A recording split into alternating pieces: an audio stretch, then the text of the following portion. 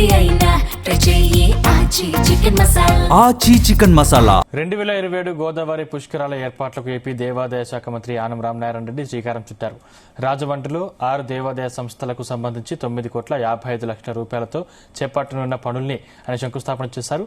2027 June 26 నుంచి గోదావరి పుష్కరాలు జరగనున్న నేపథ్యంలో ఇప్పటికే 43 ఆలయాల పునర్నిర్మాణం కోసం 51 కోట్ల రూపాయలకు టెండర్లు పూర్తి చేశామని చెప్పారు.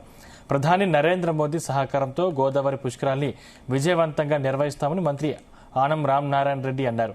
కాకినాడ జిల్లాలో పుష్కర స్నానాలకు అనుకూలంగా ప్రణాళికలు రూపొందిస్తున్నట్లు వివరించారు. పుష్కరాలు 2027 జూన్ 26 నుంచి ప్రారంభమవుతాయి. వీటికి ముందస్తుగా ఈ చుట్టుపక్కల ప్రాంతాల్లో ఉన్నటువంటి అన్ని ఆలయాలని అవసరమైన మేరకు పునర్నిర్మాణం జరగాలని, ప్రత్యేకమైనటువంటి ఏర్పాట్లు చేయాలని ఇప్పటికే రాష్ట్ర స్థాయిలో 3 సమావేశాలు పెట్టడం జరిగింది. ఎందుకంటే ఇక్కడ ఉన్నటువంటి మా అందరికన్నా చంద్రబాబు నాయుడు గారికి పుష్కరాల విషయంలో చాలా అనుభవం ఉంది.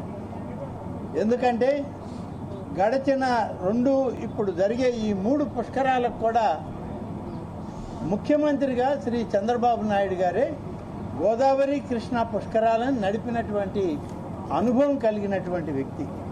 ఉమ్మడి రాష్ట్రానికి ముఖ్యమంత్రిగా ఇవాళ